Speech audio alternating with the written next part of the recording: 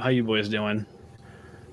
We're doing great, and thank you for dropping the value for sure. Travis, you're speaking gospel, brother. I already got messages on my LinkedIn saying that people are loving it. They're watching it. They want to be They want to start their podcast. They're watching this, and they're hitting me up on LinkedIn to, follow up so I can help walk them through some things. So what you're doing, Travis, what you just laid out is absolutely intriguing people. And what you're doing really is you're getting people who have been on the fence. They've been on the fence about this for months, maybe years. And what you're doing is you kind of just edge them closer to actually executing and starting that podcast, which is tremendous. I do have a question for you if we had time. I don't know where we at on time, Ryan. We have about another minute or so. So shoot. Okay. So question for you, Travis, you start blowing up. You talked about quality guests. Now, once you start blowing up, my inbox, I probably have about 5 requests a day. How do you go about saying no? And how do you decide on who to say no to when you're getting all these requests? Yeah, my biggest filter question is, how is this going to serve my audience? I had a fantastic pitch that I use in my podcast guest master class. The guy's done amazing things in real estate. He's able to make millions of dollars when the real estate market crashed in 2008 and banks stopped giving out loans. He was able to figure out how to do like privately funded deals, and he was teaching how to do that. Amazing pitch, exactly what you want to see in a one-sheet or a media kit. It was fantastic, and I reached out to him. I was like, how can we apply this to the nonprofit audience? And he's like, I'm not sure what you mean. I was like, I can refer you to friends of mine, but unless you're going to come on and serve my audience directly, I can't have you on my show as great as you are. And it hurt a little bit to say, and I'm sure it hurt a little bit to hear, but as a podcast host, and this, my everything I'm doing, my service is to the audience. And if I'm not doing what I said I was going to commit to, if I'm not delivering on my promises, that I'm not being a good podcast host.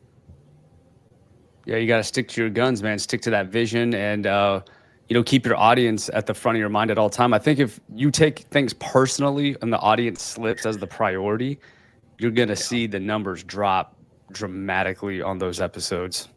Mm-hmm. Yeah, absolutely. I fully agree. And then your job as the host is also to translate whatever the guest is saying to make sure it hits your audience. Or I brought on business leaders, consultants, people that were marketing and branding, and I had to make sure that what they were saying was received in the way that a nonprofit would then use that information when I was doing that show. Awesome, man! So much value. And now we're going to bring on Noah. He's actually on the stage with us here, and he is the founder of Oscar Mike, and they are on a mission to build, as you can see on the screen, we have their website pulled up.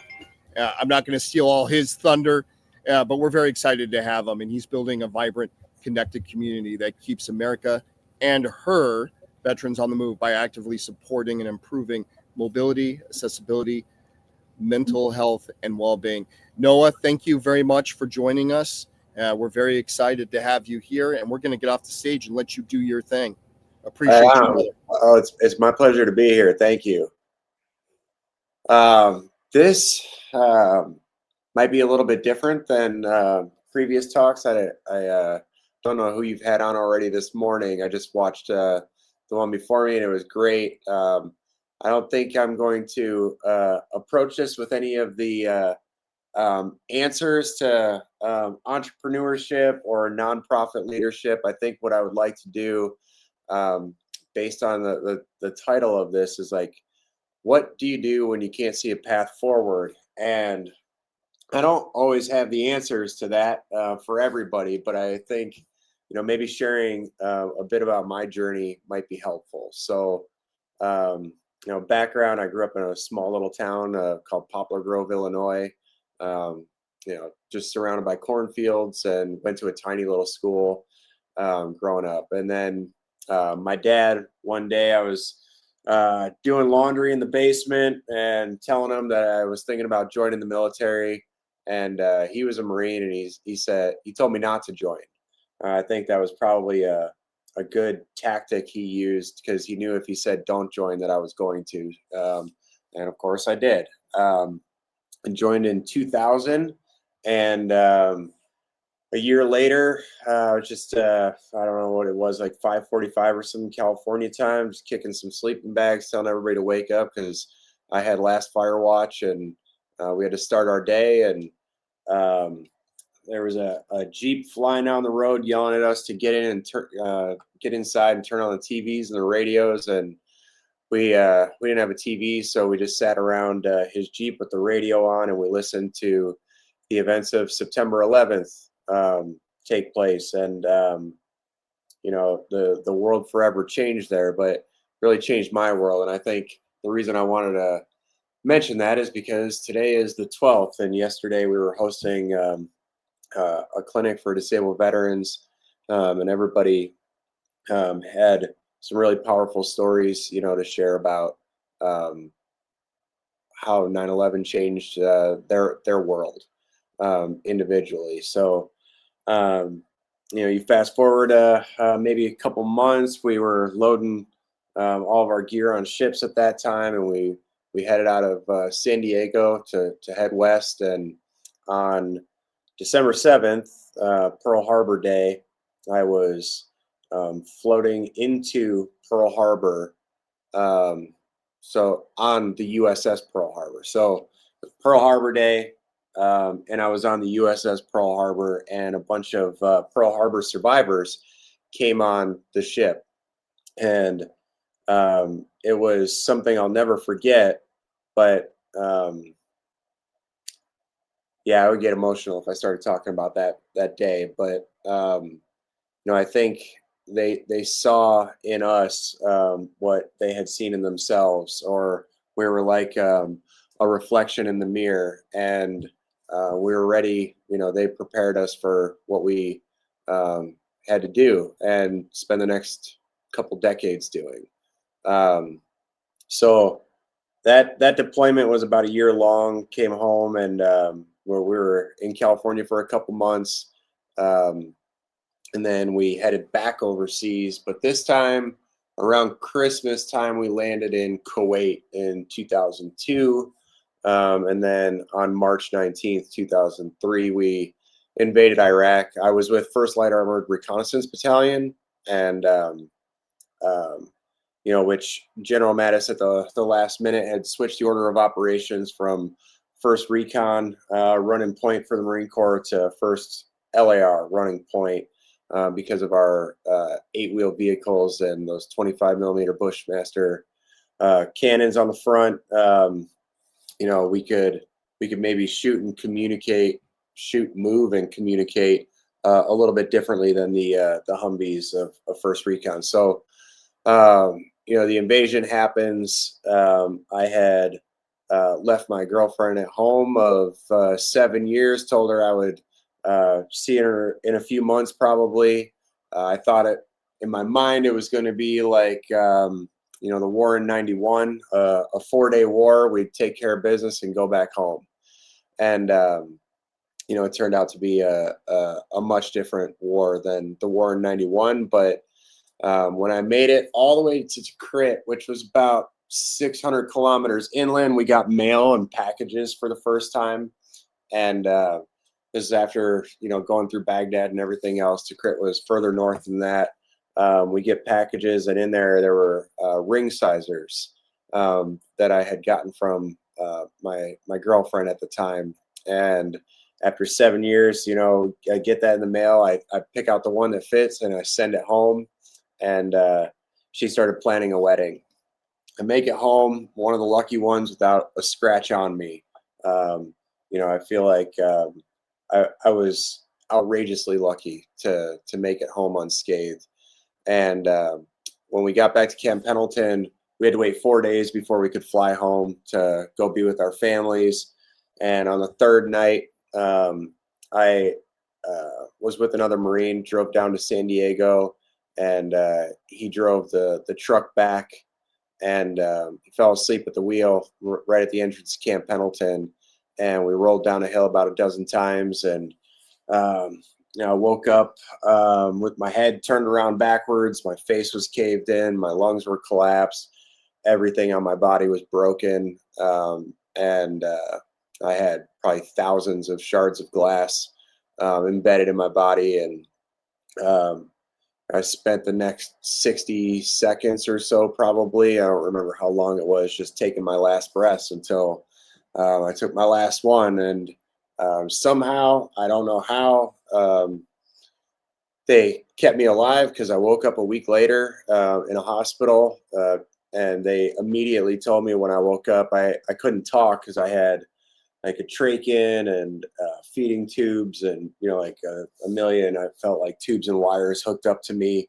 And they told me the severity of the accident and the severity of the break in my neck at the C4, 5, 6, and 7 levels, and said that the injury was so bad that I was going to be a quadriplegic, and there was zero chance of walking again or recovery. They wanted to be very blunt and straightforward with me, so I didn't have any false hope. And even though they were that blunt and honest with me, in my mind, I couldn't talk, but I was laughing like, these guys don't know who I am. Like, I'm a Marine. I'm gonna end up running out of this hospital. Just give me about a month or so. And turns out I was wrong, and they were right, because no matter how hard I was working in the hospital, I wasn't getting any function back. And I spent months in rehab, and it really wasn't making an impact on my physical recovery. And when I finally got home to go see my family and my then fiance, I got a call from her saying that she had to work late that night, and that she was just going to be a couple hours later than expected after I got home. And I said, don't worry about it. I'm going to bed anyway. I'll just see you when you get here. I had a long day of traveling from the VA, where I was doing rehab in California, to Illinois. And I also had a pressure sore on my bottom at the time. So I had to spend as much time as possible horizontal anyway. I fell asleep, and then I woke up in the morning and she wasn't there. Felt like something was wrong. I woke up to the phone ringing, and I couldn't answer it, but I was living at home at my parents' house. I didn't have anywhere to go that was wheelchair accessible, so I was just living in a garage, in a 2-car garage. And that phone call, I could hear my mom walk down the hall and answer the phone in the kitchen. And when she answered it, she started crying, and she dropped the phone. And I transferred out of my bed into my wheelchair, rolled up to the kitchen, asked her what was wrong, and she couldn't talk to me. And I just kept asking and asking until she could muster up enough clarity to say that Maureen was killed in a car accident on her way to my house. So I feel like that's where everything really changed for me. I hadn't really digested anything about war. I hadn't digested anything about being a quadriplegic. And then the one person that was, going to be my rock when I got home was no longer with us. So, I spiraled out of control. I mean, I was already on, I think 14 different medications that the VA had me on after my injury. And, they ran the whole gambit of all different types of medications and drugs that they had me on. And I started drinking very heavily. Quite honestly, I think I was a pretty bad alcoholic after that, and then doing other things that were extremely unhealthy for me. But at the time, I wanted to shorten my runway. I didn't want to be a burden to anybody. I didn't want to carry on anymore, and I had zero desire to live anymore.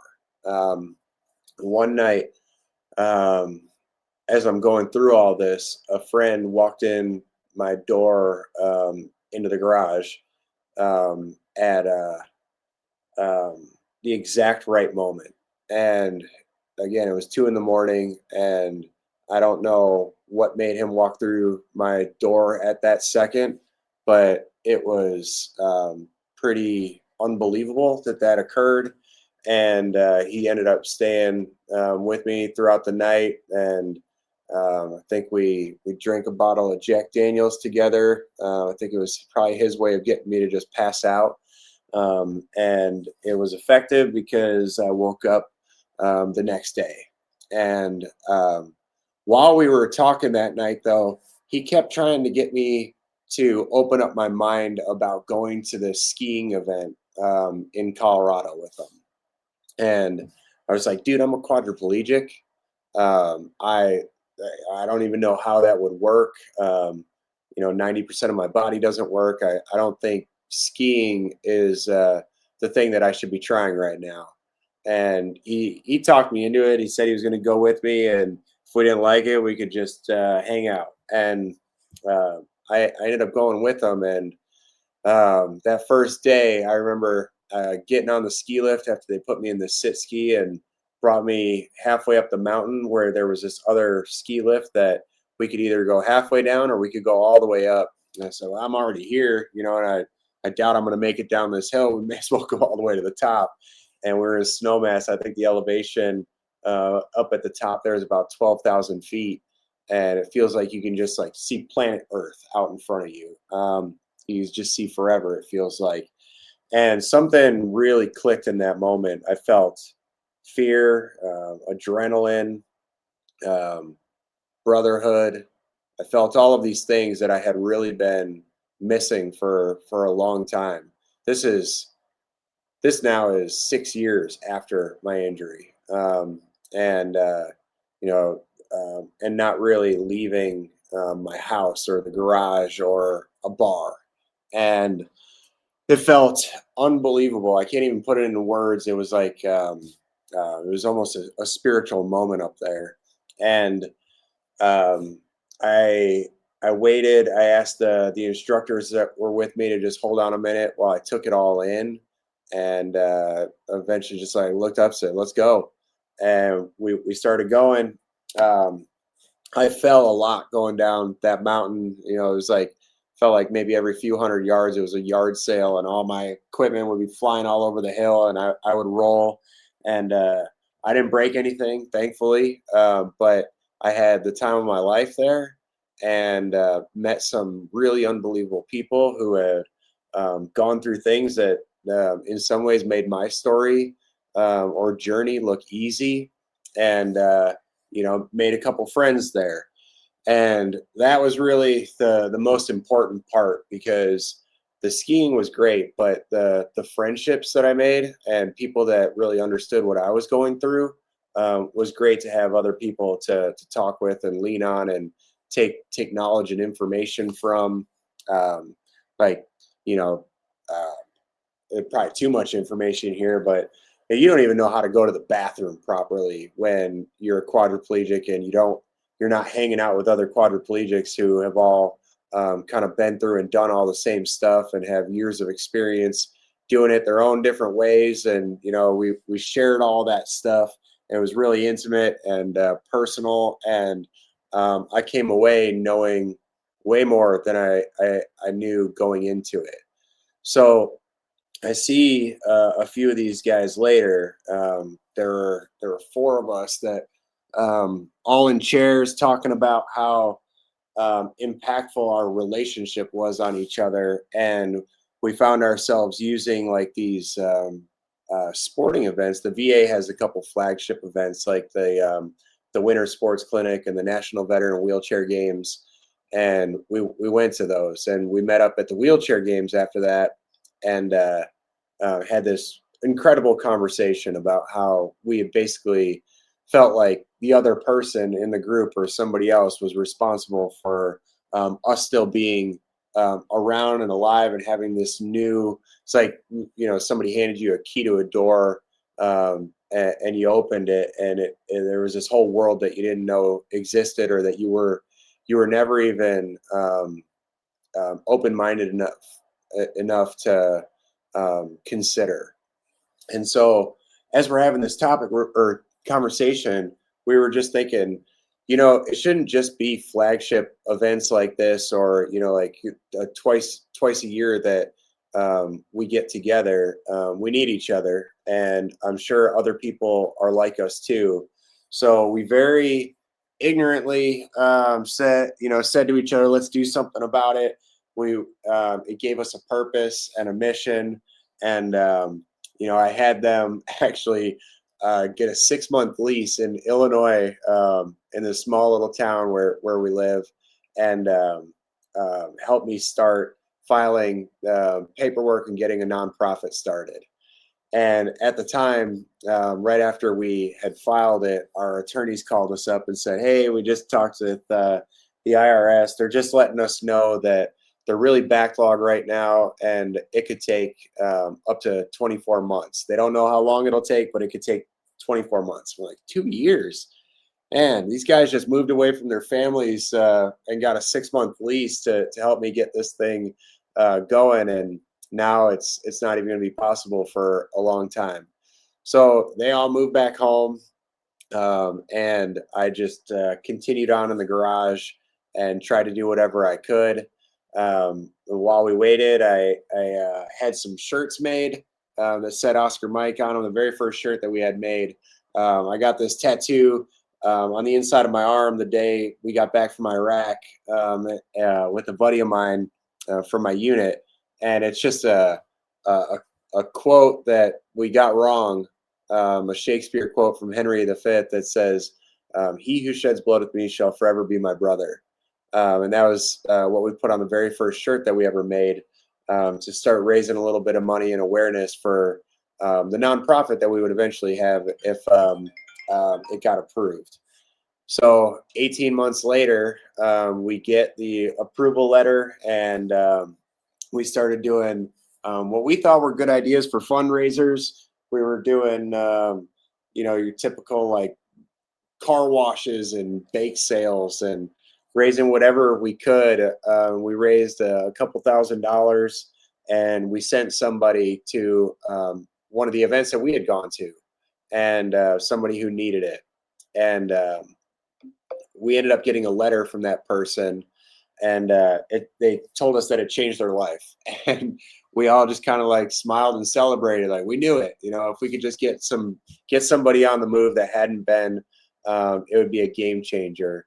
And over the years, we started learning getting better, at what it took to run a nonprofit and raise some money, and eventually we got this place that we call the Oscar Mike Compound.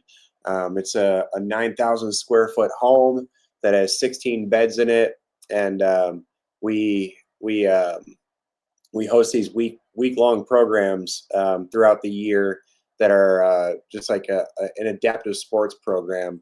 We actually just hosted, last night was the last night of our last one of the season for this year. So it was a really powerful and emotional dinner and goodbye last night, especially being September 11th. But that this week, just like every week, the participants, no matter what disability they have, are learning how to fly an airplane. Then we're throwing them out of one. We're going off-roading. We're going shooting at the range. We're kayaking, working with horses. The list just goes on and on. But we pack it all into a few days, and it's an incredible few days where people really have to lean on each other and help each other through a whole bunch of stuff. And then the culmination is this dinner that we had last night. We have it every Thursday, and I feel like it has been a game changer for people in our community, so much so that there's probably over 1,000 people that have gotten Oscar Mike tattooed on their bodies.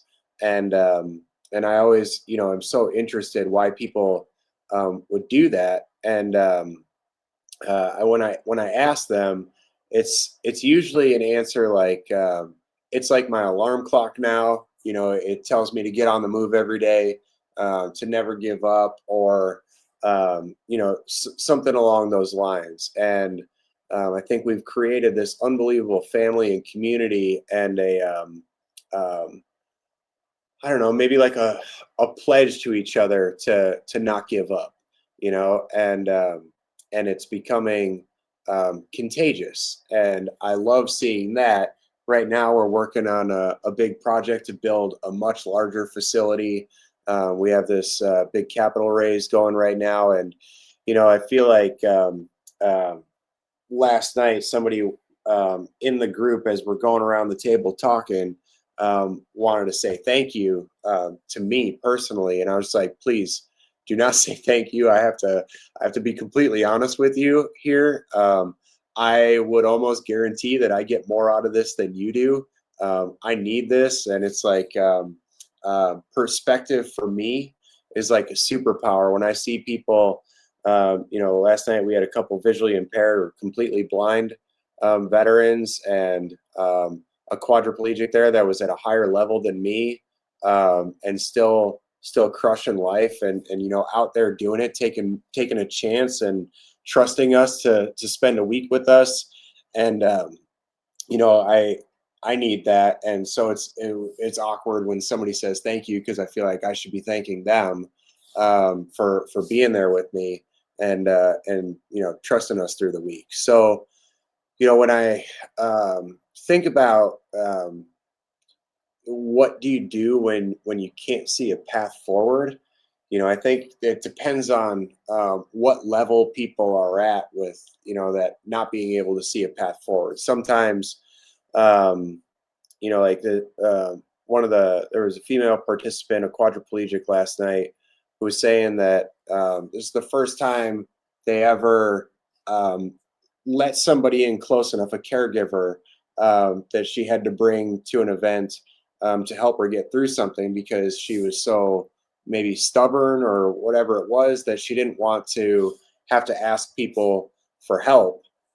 And she was so glad that she did, because it afforded her the ability and the opportunity to travel up to the compound and spend a week doing things that she never thought she could ever do in her life. And now she has this new lease on life, but it all came down to her having, I guess, the courage to share, or be vulnerable enough to share with another human being that she wanted to try something, because she's been injured for 20 years and hasn't done anything like that. And I was so proud of her and so glad that she took that leap of faith, because sometimes all you need to do is be open with one person, and I think a lot of times I don't know if it's pride or ego or, whatever it is, like I was saying earlier, that we don't do it.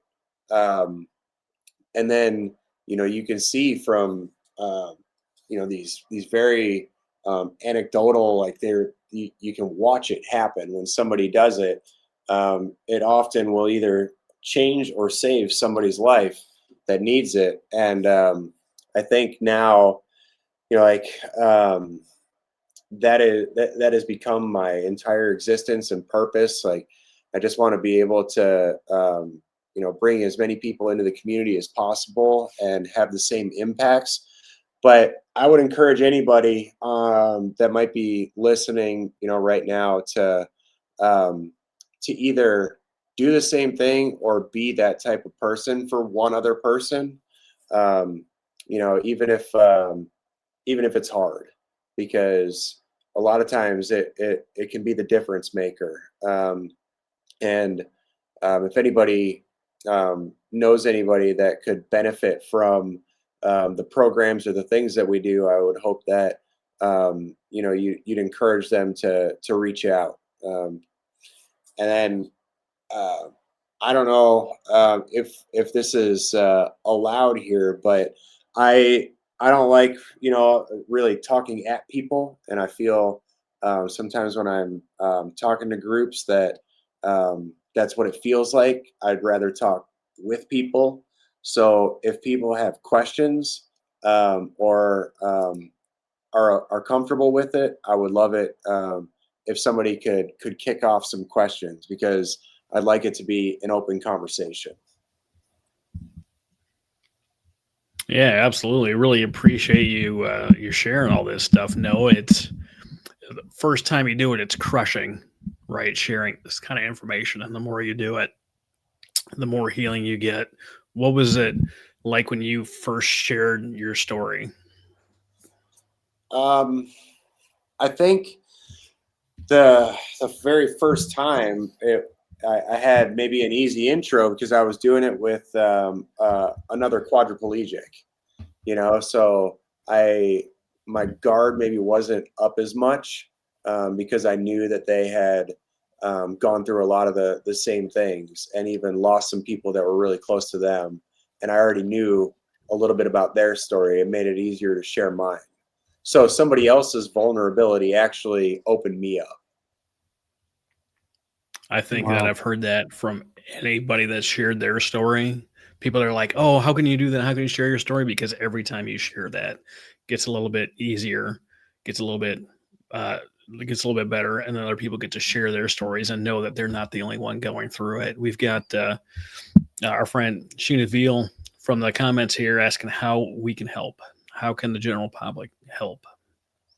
Well, there's a lot of different ways to help. I mean, there's ways you can help the organization, or there's ways that you can just help another individual. I think, like even following the question that you had just asked, Travis, about the first time, sharing a story, and me saying, I can remember his vulnerability got me to open up. And so sometimes it's just, you sharing your own story is one of the most helpful things with another person, because it might give them the freedom to do the same thing. Yeah, no, I fully agree. Small bit about my story. I usually say it pretty quickly. I grew up in trailer parks and foster homes, but I also had two family members try to kill me, and coming to grips with that reality, and then starting to share that stuff publicly in person. The first time I did it, I had like 20 minutes at a Rotary Club event, and I was going to share my story initially. I was like, how can I possibly fit all this into 20 minutes? And then I got a few minutes into it, and my wife was in the audience, and I realized that I hadn't shared, my story publicly. I shared it privately, one-on-one conversation, if I thought it could help, someone. But the first time I shared it, I got to about 7 minutes in my conversation, and I pretty much ran off stage. I couldn't, all the feelings welling up inside, all that stuff. And the more you share it, I believe the more you heal. And some of those stories, it can take a long time to heal from. If you've got to share it 15,000 times in order to be fully healed, like, you got to get started. Trust me, I understand that more than you know. There are times where I'll think I have it all together, and I'll be doing a speaking engagement somewhere, and even on a stage, and I'll just break down and lose it. It's like, man, you think after hundreds of times of having to do this that you'd be okay with, or you'd make it through without that.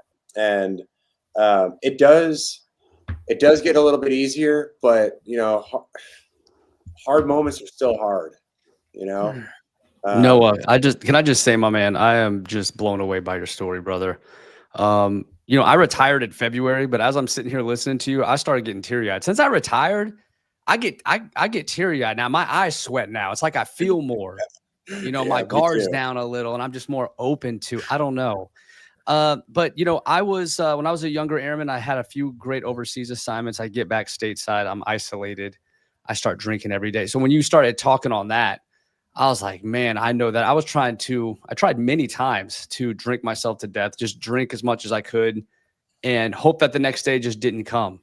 And it's called passive suicide. That's what that's called. I've since become a suicide prevention specialist. So I've done that for airmen as towards the end of my career. And it's so powerful, Noah, to be able to share that story, to have the courage to go through everything you've been through and then to share it and just keep doing that, man. Because every time you do, you own it just a little bit more. And why is it sometimes you're fine and you say it and you're like, oh, I said it, I didn't cry, like I'm good. There's other times where like you start to get lightheaded, right? It hits you and you can't find the words because emotionally it's just hit. And I can tell you why that happens. It's the audience. It's when they feel your pain and they're embracing you and your story. That healing moment, right, with the audience, that connection is what causes you to pause and feel even more emotional while telling the story that you've told Yeah. 1,000 times. Yeah. And, when I was talking, I was only seeing myself, on the screen. And so I wasn't like right now, both of you are up and I can like look you in the eyes, and it is different, it probably helped me make it through that story without breaking down because I couldn't see anybody on the receiving end. That's it, man. It's that human connection that causes us to kind of pause and our eyeballs start sweating a little bit. But Noah, when you do meet other folks like you who come to you looking for advice, who are saying, "Hey, man, you've been through a lot. I'm a struggling vet myself." I'm sure you get folks that come to you with this. How do you navigate some of those conversations? What's effective for you when people come to you asking for advice or help? Well, it always depends on what, like specifically they're dealing with. You mentioned the struggles with drinking and alcoholism. And, there are times where I have actually, for a long time, I didn't tell people about that part, and I didn't say that publicly. Why?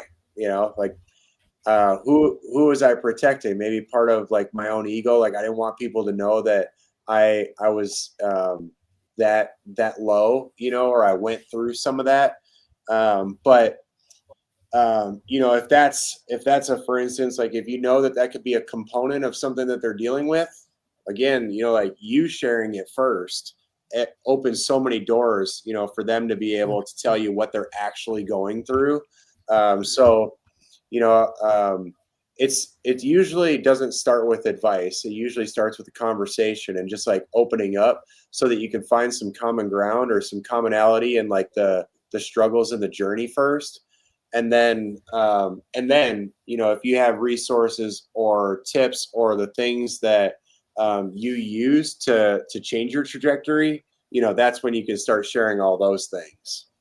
But there's nothing worse than when somebody starts telling you they know they got the answers before they even have had the conversation with you, Mm-hmm.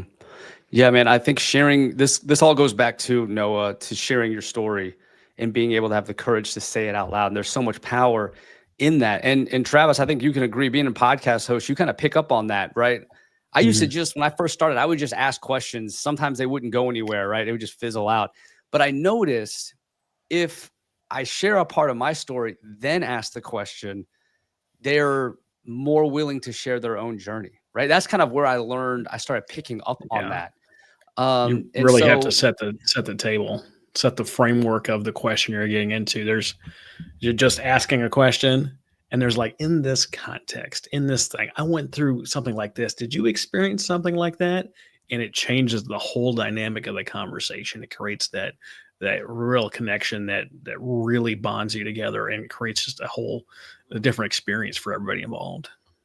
absolutely, storytelling goes back to biblical times. It's part of being human, and I think we've kind of strayed from that a bit with all the entertainment options we have out there. But Noah, I truly believe with what you shared today and the way you share your story and the life you live today, that you have no doubt have saved veterans' lives, whether they've told you or not. I promise, I've been there. I've met folks that have met people like you and really let the stories impact their heart. And Noah, I just want to personally thank you for sharing that story the way you do, because you are saving lives with your story. I appreciate that. And I mean, if you're right about that, then that's a victory, because I mean, at the end of the day, what I do through the Oscar Mike Foundation is, like it's funny. We could be called an adaptive sports organization because we're helping people do adaptive things, but really, like, what's the goal you want? What's the outcome you want? It's to reverse the worst statistic, that lives out there. And yeah, I would love to be able to show you something that you're capable of that you might not have known physically, but at the end of the day, I want you to see that in yourself, and I want you to recognize that you add value to planet Earth. We're all here for a reason, my man. We're all here. Just us existing. We're on a spinning rock in space. Man, just us existing every day is a miracle. I mean, really, the fact that we're here, you know how many people haven't been born yet? There's actually a number for it. I can't remember what it is, but it's a massive number of genetically who has not been born yet. We have won a lottery to be here on planet Earth. It is truly remarkable that we're here floating on this rock in this infinite void of space, right? So what are we going to do with it? And I'm telling you, the answer is we need each other. We're hardwired to need each other. And I just got, I have tons of suicide prevention training through Living Works, which is my favorite suicide prevention training that there is. And what they really drive is the number one lifesaver, for people at risk of suicide is their community. Your community and the people that you can talk to and confide in, that is truly, at the end of the day, your peers, the person to your left and right. That's who's going to save these veterans' life. And that's what we're trying to build here with events like this and with Oscar Mike, with you, Noah. It's so true. Like if I think back to when I was going through my hardest times, the things that were going through my mind were not just that I didn't want to be here or that I felt like a burden, but you couldn't tell me anything at that time that was going to be helpful to me. You couldn't give me a piece of advice that was going to help me. But what ended up working was a friend just being a friend, and it was like, it got me through one more day. It's like, at that time, could I have ever seen myself starting a nonprofit? Could I have ever seen myself falling in love again and getting married or having a child? Like, none of that was even fathomable to me. There's no way that I could have wrapped my head around that kind of future in that moment. But enough wake ups and you never know what's ahead. So I think the thing that's always hard when you're hearing people that are struggling or lost the battle is, man, if they only knew that next year doesn't look anything like this year, Yeah, man. Brother, I'm right there with you. When I was at my lowest point, I was in maintenance. I was working 12s on the flight line. I was drinking every day. Got a heart virus, almost died, was hospital. I mean, it was bad. But I was isolated. I gave up too. I couldn't see a positive future. I literally didn't think it was possible. I didn't think I could live a life without alcohol. Matter of fact, I even remember going on a walk. This is at Whiteman Air Force Base, Missouri, in Warrensburg, Missouri. And I hit this stretch of sidewalk, and it's all these houses with decks. And every one, I think it was like 4th of July weekend or something. And every one of these houses have a family, friends, drinking, barbecuing. And I remember thinking, how do they do that? How do they own a house? How are they have all these friends and I couldn't wrap my head around it. But it's heading in the right direction is baby steps. But every step up is a little bit higher than you were before. And over an extended period of time, you will be in a dramatically different place. And years later, no, I'll tell you, I walked on that same street, walking my dog years later, when I realized I bought one of those houses. I had bought one because I went back to Whiteman years later. So I forgot about that. I buy a house. I start a family. I got my 2 beautiful kids. I'm on the deck cooking, and I see someone run by, and it hit me in that moment. I was standing right there looking at these exact houses years ago, thinking it was absolutely impossible. But if we head in the right direction, even if it's this much every day, over time, that next year, that next month could be dramatically different. And we should hang in there for that day. Yeah, man. It's like sometimes you feel like a metronome just going through the motion, back and forth, back and forth, back and forth. But it's like this moment. I think the furthest I had ever pushed my my manual wheelchair was like maybe 2 miles, and I live at this lake that's 4 4.35 miles around. And it's like, you know what? I'm going to go all the way around. Or I would like to. I would like to see if that's physically possible for me. And it seemed daunting. So what I did was when I got to about that mile mark where I knew I should probably turn around because that was already going to be as far as I've ever gone, I called up a friend of mine, and it was like 5:30 in the morning. And he answered. He's like, "What do you need, man?" Like, it's 5:30 in the morning. I was like, "You mind talking to me for like maybe 30 minutes?" He said, "You doing all right?" I'm like, "Yeah, no, don't worry about that. I'm doing fine. I just need you to keep my mind off something for 30 minutes." And, he talked to me for 30 minutes, and I got to that point that was like 2.25 miles in one direction. And then I was like, "All right, we can hang up now." He's like, "Why?" And I said, "Because I made it to the halfway point. Now it doesn't matter. I either got to finish it or I can turn around. It's the same distance, Yeah. And I finished it. But like, that's just an analogy for like anything that we're going through, right? 100%. And you point out something pretty powerful there. You asked for help. And, if you remember, and you, Travis, when you were at your dark times, that's like a really hard thing to do. So Noah, when did asking for help start to become more normal for you? Like, when did you feel more comfortable doing that? It depends. I mean, like even with the nonprofit, it never is easy for me. I almost hate it. It's like you feel like a charity case if you got, you're going somewhere asking for help. But it's like unnecessary evil, because even though nobody wants to be viewed as a charity case, sometimes you need a little bit of help, right? Especially if you have a mission you're trying to accomplish. So I think it gets easier every time you do it, whether it's, like in the nonprofit space or in your life. This girl that I was just telling you about that just went through our clinic and last night was talking about it. 20 years, hadn't done something like this because she didn't want to ask somebody to help her go with for a week and help her do things that might be uncomfortable for her. And she did it. And I mean, God, you want to talk about having a new lease on life, but Wow, that is so powerful, man.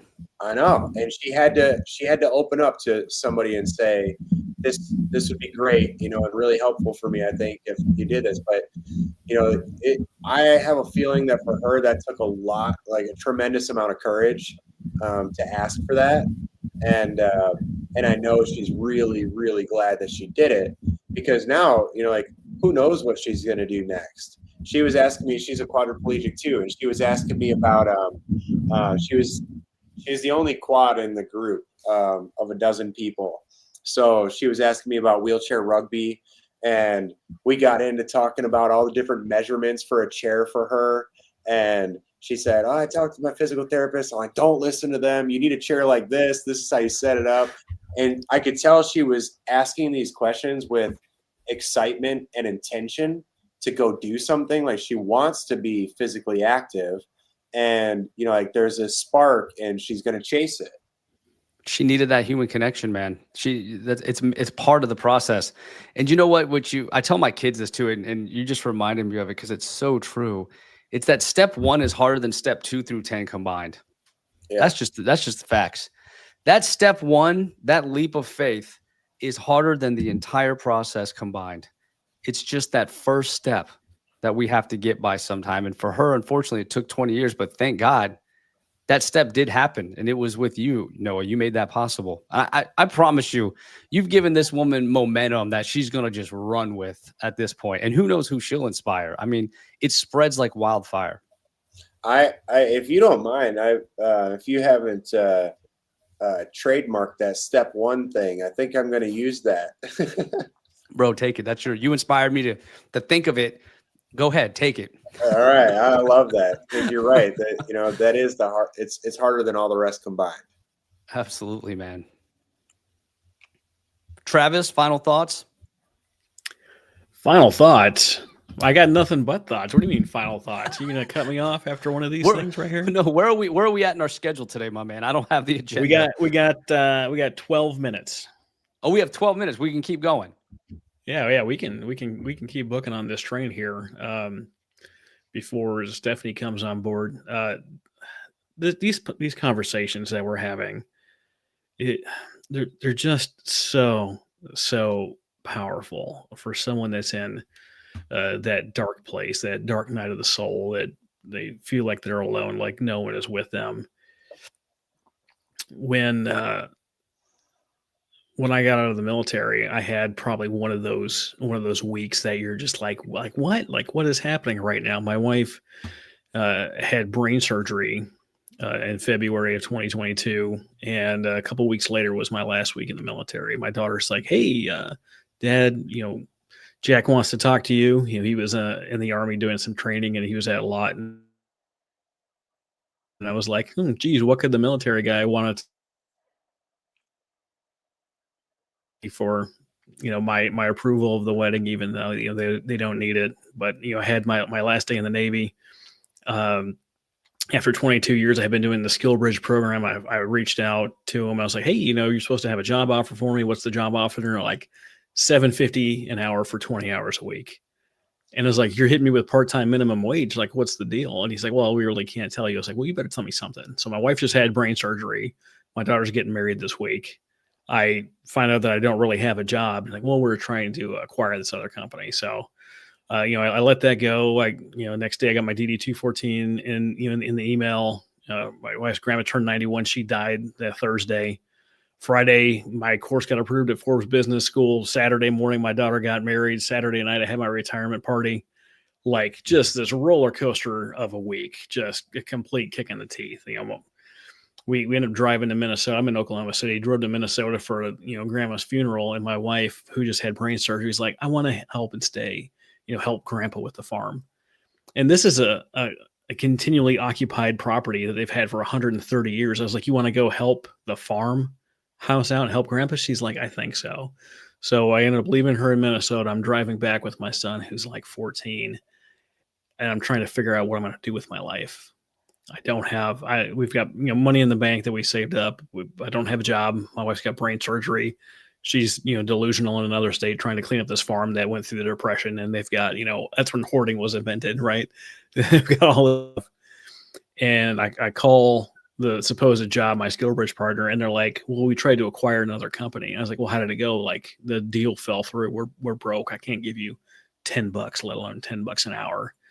And I'm losing my mind. It's like a 900-mile drive. And I walked in to the house, and there was a big stack of mail, and there was one just enormous, manila envelope. And I pulled it open, and it was from the VA saying I had, 90%, and I was going to get paid April 1st. And I was just like, oh, that big sigh of relief that something is coming in. And I got notified that week that I was going to get the, my military retirement pay starting May 1st. And I got a little bit of a reprieve.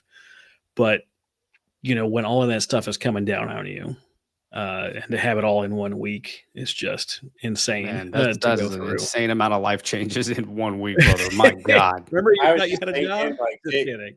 the amount of pages that you could write on that 1 week would be an entire book, if not multiple. People are like, we talking about a year? You're like, no, that's a week. And they're like, what? It's just a week in the life of Travis. Right. I reached out to a couple of friends of mine, and I talked to Lauren Michaels. She's out in Chicago, and I talked to him, and he was like, you're saying like this is a hard week, and I can see how you would say that.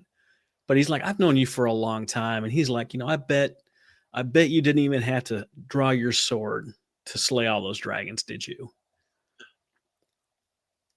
And I was thinking about it for a moment, and even though it was a lot of stuff that happened, crazy stuff that happened, daughter getting married with like 9 days notice, like that's nuts. Like, wife having to have brain surgery, the date got moved, happened to be within the month that I was retiring, like nuts. Had to fly to Johns Hopkins in Baltimore to do it. That's nuts. Grandma dying during that same week, nuts, And I was thinking through all the steps and all the things that had happened, and was able to handle all of it pretty easily, even though it didn't feel easy, right? All the stuff got checked off the list. All the things got done. Now I just had to be okay with that being my new reality. and it took a while. I was fired up. I was like, well, I have to do something. I ended up writing 5 books that summer for podcasting. Like I wrote the podcast Titan book series just right there. Ended up starting the business that I have now. I had written a book. I written a podcast guide, but I didn't really, consider it a serious business. And now it was like, I have got to build something. I have got to do something now. I have got to make things like the Veteran Podcast Awards. Like all those things felt like it was an emergency, and it really wasn't. Man, that anxiety, when that anxiety hits, bro, it can. Yeah, you don't even know where to start. You're talking about just ADHD earlier.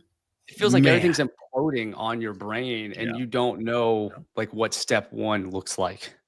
I was thinking about all those things, and so my buddy who works here, he's an amputee. I see his prosthetic walking through the warehouse over here out of view, and then I see him walk into my office, and I'm having like one of those days where it feels like the weight of the world is on your shoulders. Mm-hmm. And he's like, what do you got to tackle today? And I started like, just rattling off stuff that I felt like was insurmountable. And when I got done, he goes, you don't have to do all that today. And I looked at him, and I'm thinking like, yes, I do. And before I could even say anything, he goes, no, you get to. And then he just walked away. He like literally shut my door and he walked away. And I just sat there for the next minute thinking like, wow, I needed that right there. Like he's right. I felt like it was all this heavy, impossible stuff. And then I realized like, no, you get to tackle that stuff. That's called reframe. Yes, it is. And it's rooted in your experiences and how you can compare the hard times from the good times. And basically, if you've been through a lot, if you've done a lot, if you can reframe just about any situation to kind of remind yourself, the things you've been through and where you're at today, to kind of remind you what to appreciate, right? Because you've seen the other side of the coin. The good, the bad, and the ugly. Yeah, I was just having a conversation about this kind of last night with my wife. She gets a little frustrated that sometimes I don't react with a lot of emotion to things. And I was having a difficult time explaining, or thinking why that is. And I'm thinking, maybe my life experiences have me a little more calloused, to where I don't get emotional right away. It's not that I don't care about things. It's just that I have to process it first, and I don't do it. This isn't like to string the violin here, but like I've lost a lot of people that were really close to me in life. Mm-hmm. And, I think that eroded maybe at my immediate, like knee-jerk reaction of, let's say, like getting overly emotional right away, because I almost process it a little bit quieter, and don't talk first about it. And I don't know why that is. I don't know the exact reasons, but sometimes I've got thoughts on that, right? Because the trauma that you've been through, the trauma that I've been through is on a scale. My wife had like 43 surgeries and procedures. Her pain tolerance is on a different scale. So it's not that you don't care, or maybe you're using some experience to react, but when you've got the breadth of experience and trauma that you've been through, something that might be a 10 or 11 for somebody might only be a 5 for you. So it takes that extra time to really understand how it's impacting that person, because on your scale, it's a blip, and it's not taken away from them because it's dealing with you and where you're at it. What do you like? What do you think about that thought? Yeah, I mean, it's kind of like also, in really difficult times, how steady can you keep your hand? My hand can stay pretty steady for a long time, but that's through repetition.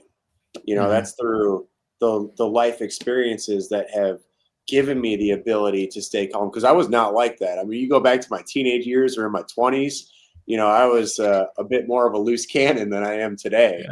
Yeah. but I think that's life and growing up. And also, there's that, I heard this saying, what is it? You spend the first 30 years of your life thinking about what's worth dying for, and you spend the next 30 thinking about what's worth living for. And, I think about things like that. And, the first 30 were tumultuous. I can identify with that. But Noah, you're here today, my man. Do we have time for another question? Because I do have a really good one I want to ask Noah, but I don't want to go past our time. Absolutely. So Noah, you mentioned earlier that you lost that girlfriend, which is like super tragic. You needed someone in that moment. Now you're kind of living this whole different life that you never pictured. But you mentioned also, I want to say that you were married and with a child. Is that what you mentioned? Yep. So clearly you've come a long way since losing that girlfriend to now you have this family. And you've been a quadriplegic the whole time that this has gone on. I'd love to know like how you met your current wife, like how you found the courage to get in the dating scene when you're like you're living a different version of a life that you didn't plan on. Yeah. Do we have a couple minutes? Yeah, we got a couple minutes. All right. So the dating scene wasn't easy, and I was really trying to, for a long time, I think, just find any sort of validation, so I wasn't probably even open to being a good partner. I just needed to feel validated, like as a quadriplegic, and, I needed to think that somebody viewed me in a certain way. You know what I mean? And that's all I was like hunting for. I felt like was a little bit of validation that I was still a guy that could be attractive maybe to a partner. And then I was at this event. My buddy Ryan was supposed to go with me. There were 5 nonprofits talking for all these news stations. It was on Giving Tuesday, 2019. It was December 3rd. And there was a snowstorm here, and we got like a foot of snow. He bailed on me because his daughter needed, like something. He gave me an excuse. He bailed, and nobody shows up to this event. So there's like 5 nonprofit leaders all sitting up at this table, 200 empty chairs out in front of us, and then one person walks in like 5 minutes into it and takes a seat in the middle, and in the middle of the sea of chairs, and it was her. And at the end of the event, I tried to go up and talk with her, and she just stood like in the power stance, like, I'm not having any of this. And I wasn't even trying to flirt. I was trying to find any angle in, and I think we ended up exchanging work emails because I said I wanted to have some sort of business meeting with her. And she we'll say kept her guard up for about 18 months and never let any of our hangout sessions be called a date. Even though, wow, that's a long time, man. 18 months. God. Yeah. And then she looked at me one day and she's just like, you win. and like wear them down. That's the strategy. a month later, we were engaged, and another month later, we were married, and it went fast. And then, not too long after, maybe, another year and a half in, we're having a baby. Wow, man. I'm so proud of you, for real. That's an amazing, I knew there was a good story there. So thank you for sharing that. And so my wife, I don't know if she's in here right now. She hates when I share this, but I attribute her saving my life. Because, I met her, she gave me a reason to be a better person and to try again and to believe in myself. And when I look back to like when I started turning my own life around, and I started fighting instead of running from it, it was when I met her. And so I tell everyone she saved my life. So I love hearing stories like that. And my full circle moment with my own journey was we just visited Warrensburg, Missouri again. I was there a month or so, 2 months ago. And, we got to take my now 2 children to the exact spot where I met my wife. It was in Warrensburg. It was when they made this brand new movie theater. And this is a small town in Missouri. So you get a new movie theater. I mean, that's a big deal, right? Like this, like everyone in the town is at this movie theater. you know, you got Walmart, Applebee's, movie theater. And so it's a big deal. And I wanted to give up, man. These two guys would not stop bugging me to come hang out from my shop, my work center. And I finally just relented. And I said, all right, hell with it, I'll come with you. Go to the movie theater after they dragged me out of the house. And I see my now wife working the concession stand, like doing the popcorn. And it was like love at first sight. And I got to take my kids 2 months ago to that exact spot when I first saw their mom. So super special, full circle moment. So thank you, Noah, for sharing that about your wife, your kid. Congratulations on that, man. Super proud of you. Thank you. And the way that you just talked about your wife, I feel about mine. Like that's what makes that's how you know, like you see something in somebody where you're like, that person is going to make a great partner, a great teammate, and it's there's these extra added layers of depth to it that make you excited to spend your life with that person. 100%, man. It's a blessing. Yes, it is. Guys, I really appreciate this conversation and spending so much time, like talking with me.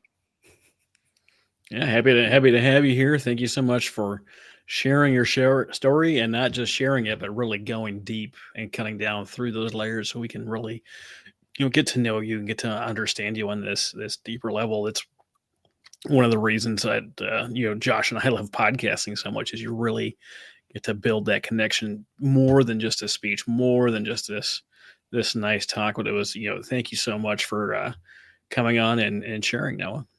No, it's my pleasure. Thank you, guys. Thanks, Noah. We're gonna kick you off